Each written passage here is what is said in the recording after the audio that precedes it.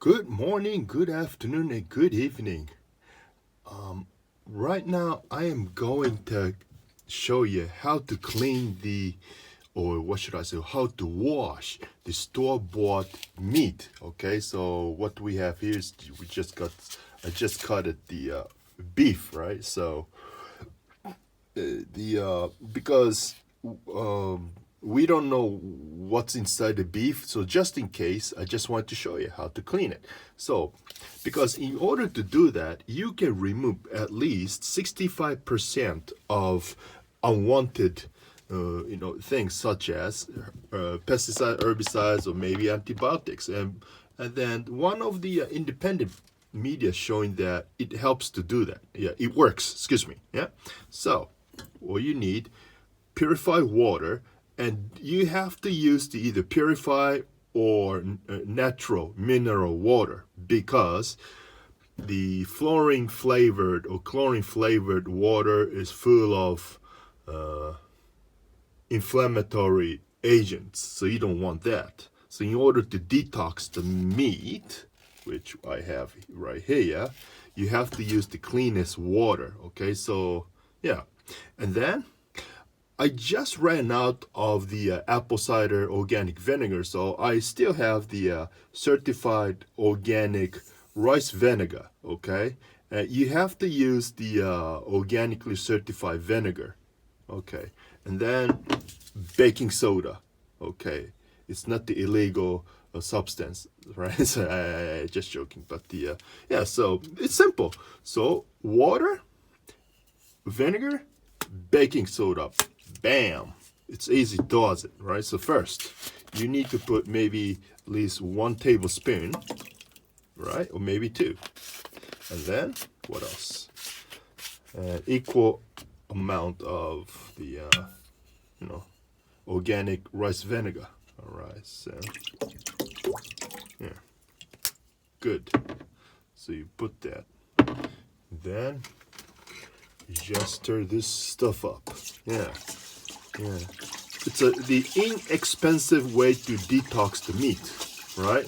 And I also wash or detox the meat and also fish, vegetables in this way, right? Because those of you don't have either have money or don't have the place to get the cleanest meat, this is what you can do at least. So before you're making your own hamburgers, you can do this, right? And then you put a meat grinder or food processor, stuff like that.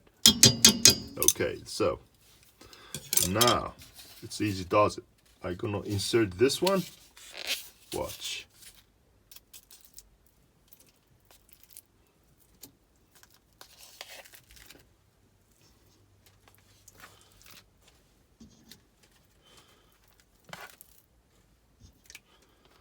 And you want to let it sit because this is not the thinly sliced one, so it's cubed one. So you probably want to let it sit for at least 3 hours, right?